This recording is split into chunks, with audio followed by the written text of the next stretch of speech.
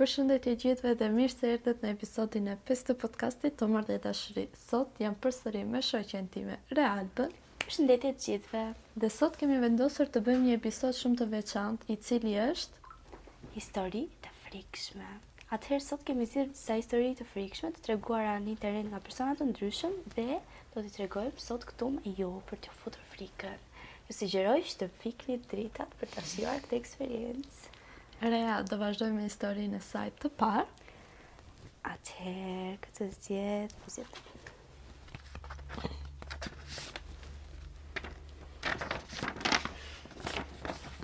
Përshëndetje, unë quhem Ambra.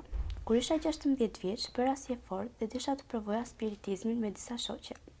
Kisha lexuar kudo që nuk do i bësh shaka me këto gjëra, por paralajmërimet nuk më trembën. Kështu, përfunduam një të shtunë në mbrëmje, unë dhe disa miq rreth një loje Ouija, duke thirrur shpirtat e të vdekurve. Unë lutesha që të vinte gjyqja ime nga ana e mamit, dhe ndodhi që emri i saj u formua nga gota mbi tavolinë. Më kujtohet që e pyeta nëse ishte mirë, nëse ishte e lumtur aty ku ndodhej, nëse donte të më thoshte diçka. Çdo herë gota lëvizte që të thjesht drejt fjalës po. Natyrisht më pyeta nëse mund t'ia tregoja këto gjëra mamit tim. Dhe aty gota u drejtua me një forcë të pabesueshme drejt jo. Lëvizi pak, pastaj u kthye sërish tek jo. Pastaj pak lëvizje përsëri dhe prap jo. Atëherë pyeta se për çfarë donte të më fliste dhe që riu që kishim ndezur atë ditë u fik me njëherë. Në atë moment, të gjithë u tremën vërtet. Bërtitëm dhe ndezëm dritat e u qetësuam pak. Vendosëm ta ndërprisim aty. Atë natë flija tek një shoqe dhe isha tmerrsisht e fiksuar. U zgjova disa herë me ndjesi sikur shija gjyqen time në fund të krevatit duke më vështruar. Të nesërme në mëngjes, pash që kisha disa telefonata të humbura nga mamaja ime, e cila më kishte dërguar një mesazh rrëngjitës. Bi, jam shumë e trishtuar sepse halla ime e madhe ka vdekur. Motra e gjyqes time kishte vdekur në mënyrë brutale natën pas seancës së spiritizmit. Nuk do ta zgjas më shumë, kjo përvojë më bëri të mos merrem më kurrë me spiritizëm dhe nuk e provova më asnjëherë pas asaj nate. Po ju, a keni qenë ndonjëherë dëshmimtar të fenomeneve paranormale? Keni frikë për tyre apo përkundrazi jeni të qetë me idenë se mund të ekzistojë një realitet tjetër që mbetet për të zbuluar? Pyetjet e marrim avash. Një pyetje shumë si kam fillim që do ja bëj të historisë. Po edhe besoj dhe s'besoj. Tani, Për çfarë arsye beson dhe për çfarë nuk e beson? arsye se kjo loja, spiritizmi, ishte bërë shumë kohë më parë, u bë shumë kështu e Dhe famshme. virale, Po. Bë virale dhe ishte ajo Charlie are you here. Po që Ishte Ouija kjo. është vërtet një lojë, domethënë, që luhet për të dhe ka ndodhur. Okej, mos bazohemi tek filmat. Po. Bazojmë në realitet për zakonisht shumë. në filma ndodhin kështu. Në filmat edhe i kështu moderojnë i bëjnë. Po normal që filmat janë të trilluara. Po që Ouija domethënë është një lojë me gjitha shkronjat dhe po ose jo dhe ku bën pyetje dhe vendosen gishtat në një gocë dhe ajo supozohet të lëvizë. Por zakonisht kur e bën midis shokës, ajo është dikush që e lëviz atë gotën. Ose pastaj nëse janë të gjithë që besojnë dhe nuk e lëviz askush, atëherë ngelet për të parë. Është dëshirë. Unë të them të drejtën. Po që unë nuk do ta provoja asnjëherë. Unë do doja ta provoja një që ta besoja, se unë po si provova gjërat nuk i besoj që janë realitet apo jo. E para, Ouija ka disa rregulla që duhet të luhet, nuk duhet të luhet mbi një shtëpi ku ka qenë i varrosur dikush ose ka qenë varreza poshtë. Këto janë informacione që ne i kemi marrë, se mos mendoni që i kemi provuar këto gjëra. Jo, që i kemi shpjeguar vetë. Dhe gjithashtu duhet që në fund të Ouijas duhet ta mbyllësh lojën. Supozohet që gota lëviz nga shpirti i thirrur. Unë nuk besoja fare dhe ato nuk jepnin shumë detaje për këtë. Në atë periudhë, shtëpia e motrës së gjyshes sime ishte në rikonstruksion. Ishte një shtëpi shumë e vjetër, e errët dhe e vogël. Gjyqja pati idenë të bënte spiritizëm aty brenda. Qesha dhe thash se isha dakord vetëm për të treguar sa mashtrim ishte dhe se gjithçka ishte rastësi. Ishin të pranishëm mamaja ime, gjyshja, gjyshi, një nga vëllezërit e tij dhe motra ime. Sa po hym në shtëpi, ndjeva një ndjesi të zymtë që nuk e kisha provuar kur më parë. Më dhëmte barku dhe koka. Do thash që ka disa njerëz që kur hyn në vende të caktuara nuk ndjehen mirë ose ndjehen atë si negativiteti, si negativ. Dhe kjo ka të bëjë me ngjarjet që kanë kaluar në atë vend, edhe me energjinë që ka vendi.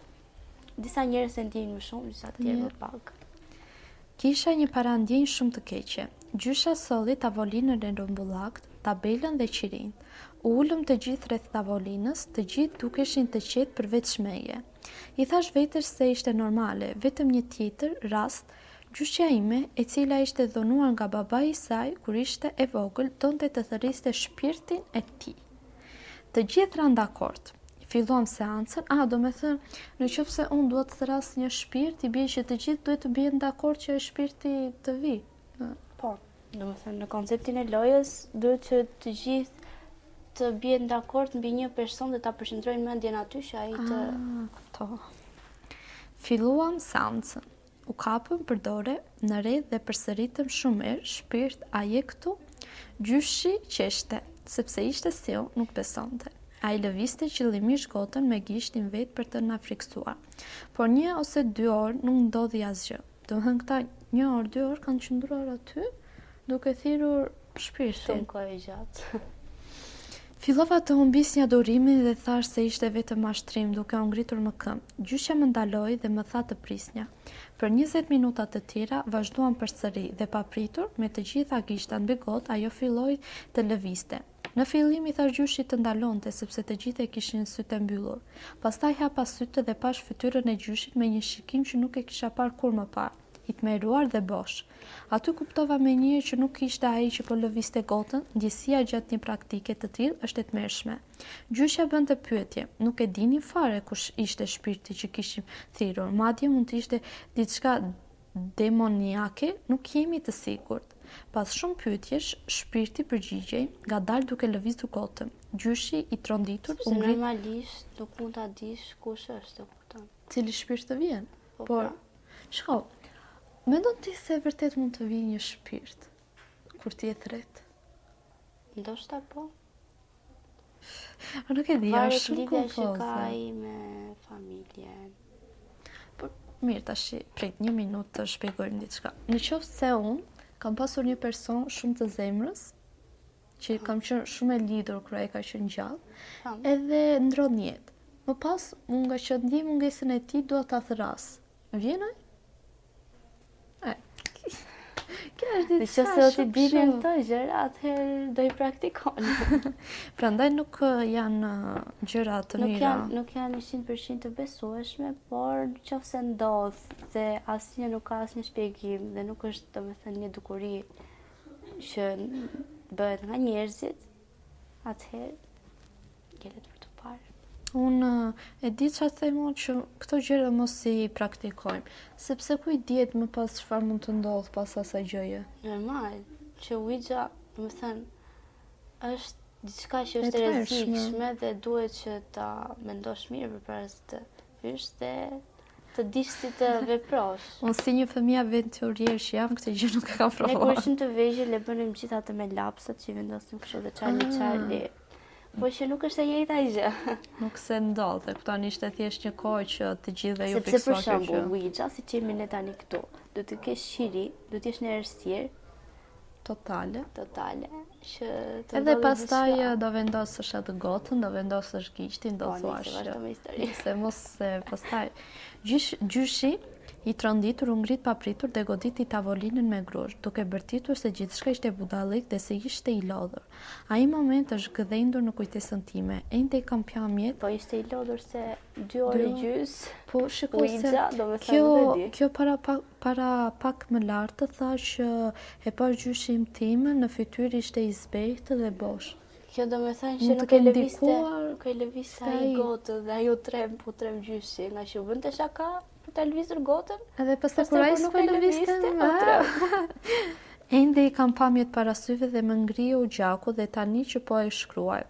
Gotës ju thyen copat dhe të gjitha letrat e mori të ngjitura u shkëputën me një herë. Në një fraksion sekonde, gjithçka ndodhi aq shpejt se nuk pata kohë as të kuptoja. Një të dridhur më përshkroi gjithë trupi. Isha aq e tmerruar sa nuk mund të lëvizja. Pastaj gjyshi i kërkoi falje shpirtit dhe iku. Gjyshja e ndërpreu me njëherë spiritizmin nga frika se mos situata përkeqësohej. Nuk do të kaloj kur plotësisht këtë ngjarje, për të paktën 2-3 vjet nuk fjeta normal. Ende shomakthe më ka traumatizuar por gjithë jetën time. Në familje nuk flasim më për këtë, për tavolinën e rumbullakët që përdorëm ndodhet ende në garazhin tim. Nuk mund ta imagjinoj frikën që ndjeja vetëm duke kaluar pranë saj. Madje nuk arri më të shoh filma horror.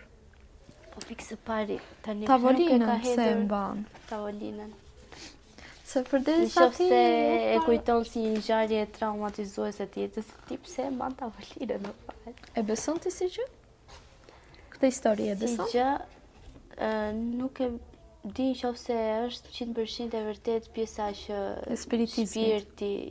Spiritizmi është diçka që praktikohet në botë. Edhe pse këtu në Shqipëri nuk është aq koncepti i përhapur dhe shumë njerëz nuk e din. Zakonisht ato që shqiptarët dinë është magjia e zezë, na bëri magji ose kur thonë. Po që ka edhe spiritizmi, domethënë të flasësh me të vdekur. Nuk është se e besoj plotësisht, sepse nuk është se kemi ndonjë provë shkencore që dikush ka folur, ka marrë informacione. Por përsëri, kjo ngjarje që televizi vetë gota dhe nga e gjyshi që qeshte dhe mundoshte të bënte shaka uzbe. Sepse këto thanë që ne këtyre gjërave nuk ju besonim, i besonte vetëm mamaja dhe gjyshja e kësaj. Po tani, kur gjithë e panë, se kuptova pse tavolinën e mbanin akoma, edhe është gjë anormale kjo. Ndoshta ai nuk e ndjente që ai. Edhe pastaj gota ishte thyer, letrat që ishin në mur ishin Po se i ra gjyshi tavolinës. Që ta kesh gjithë lojën, duhet që ta kesh marrë diku, sepse nuk shitet në dyqane normale. Ouija. Ta kesh marrë në një vend. Shkon aty te dyqani i lagjës, të lutem më të japësh një lojë Ouija. Të ta i çashk. Po pra janë gjëra anormale këto. Nuk e di. Po që është e frikshme, sepse ka ndodhur disa gjëra, jo vetëm diçka që mund të themi që e lëvizën atë kotën dhe morën disa përgjigje. Asaj ka mbetur edhe traumë. Tani ajo nuk na i tha pyetje dhe përgjigjet, do ishte më bukur ne kishte ta bëj. Kërret për të parë. Mos i provoni. Mos i provoni se janë gjëra absurde. Dhe sidomos në vendet kështu të frikshme, të frikshme, me qirinj. Po edhe në shtëpinë tënde, pse ta provosh? Ku e di po, më që? Po, i fut shtëpis një energji negative. Keqe, po. Ajo është si ritual. Pra, si të bëjnë këto magjit e zeza, po prapë është më keq se magjia e zeze. Për shembull, shpirti mund të mbetet aty edhe të mbetet si hije, kudo që ti shkon, të shfaqet, e mbetesh me trauma të rritën. Ose është si fati keq. Nëse njerëzit thonë fati keq, atëherë është diçka që i pengon të kenë fat të mirë. Pra mbetet. Për këtë gjë kemi një diçka që është e vërtetuar, që është e vërtetë ose është e gabuar. Në një mënyrë e besoj. Secili njeri ka të drejtën ta vendosi vetë që beson apo s'beson, për mendimin unë s'besoj fare. Se di për Lea, as kam për ta provuar asnjëherë këtë gjë. Unë nuk e besoj 100%, se asgjë nuk mund të besoj 100%. Ti e beson 50-50? 50-50. Okej, pra po. Nëse vazhdojmë. Kjo është historia e fundit. Sepse këtë episod kemi menduar ta ndajmë në 2 episode. Dhe nuk e dim nëse do ta bëjmë këtë episod këtë vit ose vitin tjetër, se shkolla po mbaron. Kështu që nëse do kemi një video tjetër për këtë gjë kështu. Shtojmë historinë tjetër. Zarin tim ose vinire se jam çike ngjirur. Atëherë, për të filluar, kjo është një histori plotësisht e vërtetë që më ka ndodhur kur isha 5 vjeç. Quhem Tina dhe sot jam 18 vjeç. Por ajo që ka rëndësi është ajo që ndodhi 13 vite më parë. Jetoja me maman time në një apartament në katin përdes. përballë një kopshti dhe një shkolle fillore. Ndërtesa jonë ishte ndërtuar mbi një ish spital psikiatrik dhe aty ndodhin shumë gjëra të pashpjegueshme. Vetë fakti që ishte ndërtuar mbi këtë ish spital psikiatrik. Çfarë preti? Unë më shumë kam frikë këto vende, domethënë spitale psikiatrike, këto azilet e pleqshve, sa domethënë. Nuk e di, apo një ndjesi shumë të frikshme. Unë kam parë, më fal, ta them një kështu pastaj vazhdojmë. Unë kam parë një blogere e cila ka shkuar në Korfuz. Është një ishull në Greqi. Edhe aty ndodhet një spital ushtarak i cili u doq nga Është i braktisur. Po, u doq edhe aty brenda atij spitali ndodheshin ushtarët. U doq bashkë me ushtarët. Po. Domethënë ishte spitali, ishte i mbushur me pacient. Ja, kjo është më e frikshme për shkak se sa edhe u doq. Tani thonë që nëse shkon aty natën, shikon në hije. Dhe kjo blogerja kishte shkuar me disa të njohur të saj. Kishte shkuar aty, edhe në fillim nuk se kishin kapur gjë. Por videot pastaj që kishin parë shikuesit, në një pjesë të dritares kishin parë një hije të bardhë. Edhe dukeshe fiks si fantazm, dhe më thënë, nuk mund ta besosh, po pas xhirimeve unë do të ta tregoj atë. Kjo fantazma, po shpirti, mund të ishte po. shpirti. Se fantazma, fantazma. Është E tjetër. fjalë nga fantazia. Po që prap, jo, kjo ishte e vërtetë dhe në qoftë se mundem të kap një foto të asaj. Do ta vendosim këtu ta po, shikoni. Se mbase ka dhe që s'besojnë, po që kjo ishte e vërtetë, sepse edhe ajo nuk e besovi. Ishte domethënë dhe drita që ka luajtur një rol dhe Jo, ajo shfaqesh shumë mirë ashtu. Au. Si mundet Tani një më gjë? ftë frikën. Si mundet një gjë të shfaqet shumë mirë? Se është diçka. Çuditshme, nëse Po. përsëritet. Se Edhe okay, nëse asaj- shikon një herë ose ishte një halucinacion. Ajo në fillim kur vajti, e pa që gjëra kështu anormale nuk po ndodhin, edhe tha hajtë se është një histori e trilluar nga Përsëri në njerëzit. spital ku janë djegur. Po pra se ishin Nuk të do gjithë kisha të shkuar. djegur. Po që thjesht ajo shkovi për Po, video. vazhdo. Edhe kur shkovi atje nuk se i besovi kësaj gjëje. Pastaj kur e publikovi atë videon, shikuesit që kishin parë ndjekësit e saj i kishin kapur Pa ajo kur e screenshot kishte dhe ja kishin edituar, çuar. nuk e kishte Jo. Ajo vetë se kishte parë. Çuditshme. Edhe unë kur e pash atje të merova, thash si ka mundësi që kjo gjë të ndodhë. Ndoshta ajo zakonisht të gjëra nuk kapen nga kamerat. Sipas dijes time. Po që po të kemi mundësi të kap një video, një foto të asaj gjëre, do ja vendosim. Okej, do ja vazhdojmë. Ndërtesa jonë ishte ndërtuar mbi një ish spital psikiatrik dhe aty ndodheshin shumë gjëra të pashpjegueshme. Objekte zhdukeshin, të tjera binin vetë pa arsye. Njëherë televizori ynë ra në tokë, por nuk u thye. Mamaja ime ndjente shumë gjëra në atë apartament dhe njerëzit mendonin se ajo ishte e çmendur. Edhe unë e kisha menduar kështu sepse isha vetëm 4 vjeç dhe për mua ishte e pamundur, pasi vetë nuk ndjeja asgjë. Shumë herë kur flija, pajisje elektronike ndizeshin vetë. Edhe pse nuk kishin bateri. Normalisht një objekt nuk funksionon pa bateri, por aty funksiononte. Objektet fillonin të flisnin, Televiznin, mos do është televiznin. të thoshte. Jo, objekte ndoshta këto elektriket, e ka fjalën. Po si mund të flisnin? Televizori, Të ndizeshin. të ndizeshin, të E pra, flisnin. televiznin, jo të flisnin. E bëri si në kukulla. Të flisnin në një mënyrë domethënë që të ndizeshin. Okej. Dhe madje të shkronin numra në si 836 ose 619. Ndoshta ka për telefonin? Nuk e di. Këto numra që shkruajnë kështu janë shumë të çuditshme, shumë të frikshme. Kjo përsërit çdo ditë për një vit e gjysmë. Në atë kohë isha 5 vjeç. Një ditë duhej të bëja gjumin e drekës dhe po flija qetësisht, kur u zgjova, pash një siluetë të madhe që i ngjante një buri me kostum, i cili po më shikonte drejt në sy. Çdo ditë ai buri ishte aty.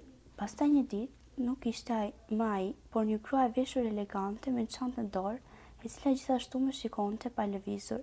I tregova mamit tim, e cila më besoi, sepse nuk kisha asnjë arsye pse të gënjeja për diçka të tillë. I tregova dhe gjyshes time, e cila më kërkoi t'i përshkruaja personat. Unë i dhash përshkrimet dhe madje emrat e tyre. Domethënë ajo i dinte emrat. Në gjyshje, mbasa? Emrat ja ka thënë ajo, kur ka qenë 5 vjeç, emra që nuk i njeh fare. Gjyshja më tha se kisha parë stërgjyshin dhe stërgjyshen time. Prindit e gjyshës. Ajo mbeti plotësisht e tronditur. Më në fund, u shpërngulëm kur isha 7 vjeç për shkak të gjitha ngjarjeve të çuditshme që kishin ndodhur në atë apartament. Edhe sot jetojmë në apartamentin e ri, në katin e parë, dhe nuk ndodh më asgjë. Më në fund, flem të qetë. Disa muaj më parë, mamaja më shpjegoi se në familjen tonë ndodhin gjëra të çuditshme. Kur them gjëra të çuditshme, kam fjalën për magji të zezë. Ka qenë si fis. Që po tregoj është plotësisht e vërtet, edhe pse duket si një histori e pabesueshme. Mamaja më tha se në familjen tonë ekziston një mallkim i shkaktuar nga një paraardhës dhe që përcillet brez pas brezi. Sot nuk di shumë rreth saj, e vetmja gjë që di është se kemi një libër që lidhet me magjinë e zezë dhe magjinë e bardhë. Por mamaja ime nuk ka dashur kurrë të më tregojë se ku ndodhet ai. Ky është fundi i historisë time dhe po e përsëris që është krejtësisht e vërtetë dhe më ka lënë shumë breza. Kësta e vërteton do t'i është e vërtet apo jo, po që përderisa Si e ka shnon shallën. jam se tashi, shko, ta zësh në një anë rea. Tani, këtyre po ju Si nga ndodhin një anë. po ju ndodhin gjithë këto gjëra të tmerrshme, siç thot vajza. Dhe tani, e jema i thot që ne kemi një libër magjie me magji të zeza dhe magji të bardha. Po, Tani, unë mendoj se këto, duke pasur këtë librin, që më prisni që do ndodhte gjëra të mira, Pra, se të duke kesh një ditur libër që magjie të zeze dhe të Kishin bardha. një mallkim mbi familje. Të kjo mund të ketë ardhur nga diçka e keqe që ka bërë dikush në Familje. familjen e Dhe tyre. mund t'jetë e mallkuar Edhe si është familje do mallkuar, thoshte. domethënë që gjithë brezat Arshëm, Ja, si arshëm jenë do të të- mallkuar nga këtë. E di se duket si historia më. Më duket si një episod në ca kukulla që unë kam parë, që ishte një trup e mallkuar gjas, nëse nuk ishte e mallkuar, thjesht kishte atë mendimin që ishte e mallkuar. Edhe dëgjonte Prudenca. Prudenca Petit Pas. Prudenca ishte po, mallkuar. jo, Prudenca ishte që varte në ajo Nice. që po e vogël, po. si kishte nëse. Ana, E kthyer Një në gjë historinë e kuklla. edhe tashi, për te këtyre, të themi komentin e kësaj historie, ishte që çfarë prisje ti të ndodhte kur Po, ti po, kishe një përsëri libër? shtëpia ishte ndërtuar mbi një spital psikiatrik. Dhe kjo, unë mendoj se kjo bënte më shumë sens se sa pjesa që ishte libri magjik mallkimi. Ti do me thëndoj Unë nuk e besoj te libri ose te kjo, por energjia që aty ka qenë një spital Po psikiatrik. pse kjo e jema nuk e tregon ku ndodhet libri? Këtu jam shumë kurioze. Mirë, mos se ta pyesim, po thjesht ta komentojmë këto që Po, themi që... sepse nuk do që ta ketë dikush që mund ta përdor për keq. Okej, prapë, s'është normale të mbash një libër magjie të zeze në shtëpi.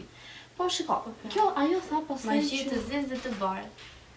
Po të zeze, pastaj e bardha, do dalë kot. Jam shumë indiferente në këto histori, kështu se përderisa ti e ke historinë e ke atë, e ke vetë objektin që mund të cilli të keqe, e çfarë prej ti të ndodh? Së thoj. Jo vërtet, se po kthej çik si kështu. Po ja kthe si me inat, po gjykon tjetrin, po që ajo nuk e dinte. E ma po, dinte, çupa por nuk e dinte, nuk po ishte jam çfarë e të bënte, dinte, se sepse ti emën i thoshnin që ti e çmendur, çfarë thua këto gjëra Po. nuk ndodhi.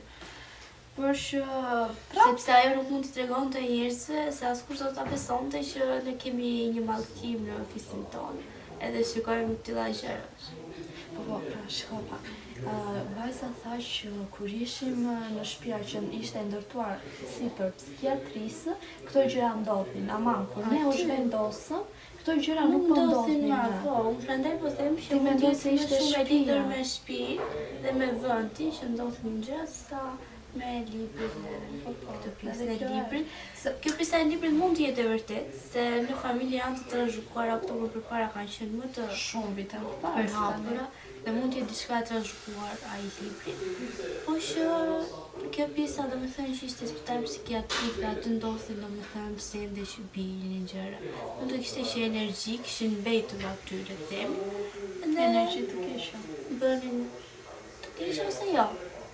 Se nuk është se energji ata të kaluan energji të shpirtave që kishin qëndruar në spitalin psikiatrik. Nuk është se gjithë njerëzit që shkojnë në spitalin psikiatrik janë të E këqij. po pra prandaj shkojnë në spital psikiatrik ata që rregullohen se. Ndoshta mund të kenë lindur me një problem psikiatrik. Nuk është se mund të jenë gjithë të këqij. Të ketë drejt. Por që edhe tash një person që ty të do të mirë, nuk ka pse të trembi, se me këto gjëra ne trembemi. Edhe ti po të ndodhin këto gjë, ti një gjë lëviz, për shembull ka mallce në shtëpi lëviz në njëri kur është natë. Edhe po trembesh që të ndizet të fiket Është dhe diçka që disa energji janë thjesht ndodhen dhe përsëriten në atë vend. Domethënë sikur është i njëjti vend. Jo se ndodhen në realitetin tonë që na shikojnë apo. Thjesht janë memoria e mureve, quhen ndryshe.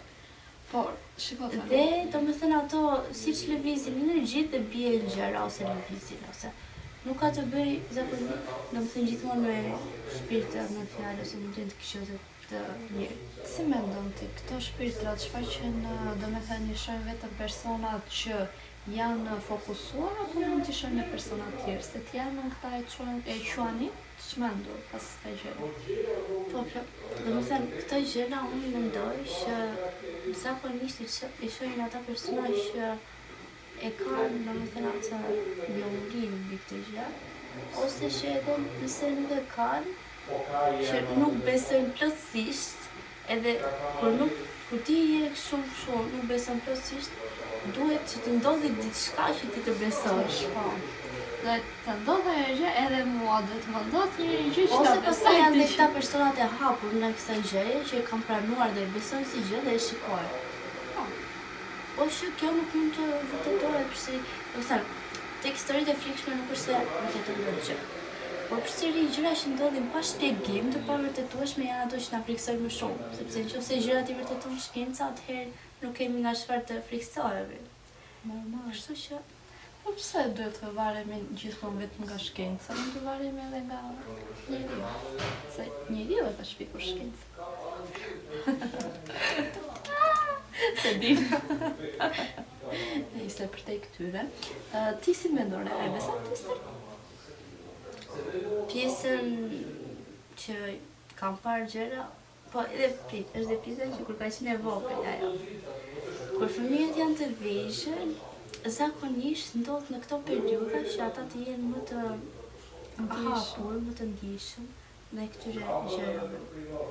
Por prap e jema që e kam parë të dyja gjëra kështu, kam përjetuar, është pak e çuditshme. Edhe të Ti e vërtetë beson? është historia e vetme që besoj në këto tre histori. Po, e besoj, nuk e di pse më bëri diçka shumë, ta ndjej që e besoj, sepse që në fillim e besova që kur tha që shtëpia ishte ndërtuar në sipër të një spitali psikiatrik. Po. Më kam shumë frikë kur e përmend spital psikiatrik përse. Është diçka e frikshme këto spitalet kështu vërtet, apo që Unë edhe kur shkoj në spital ta Normal. frikë. kur s'ka frikë shkoj në spital, po që këto ishin ato gjërat që kishin ndodhur atëherë. Këto ishin historitë që ne kishim zgjedhur për këtë episod, do kemi një episod të dytë, siç ta dhe Lea mund të jetë këtë vit shkollor ose vitin tjetër, pas pushimeve. Nëse nuk është këtë vit, ju urojmë pushime të bukura dhe shihemi episodin tjetër. Paçi! Mua!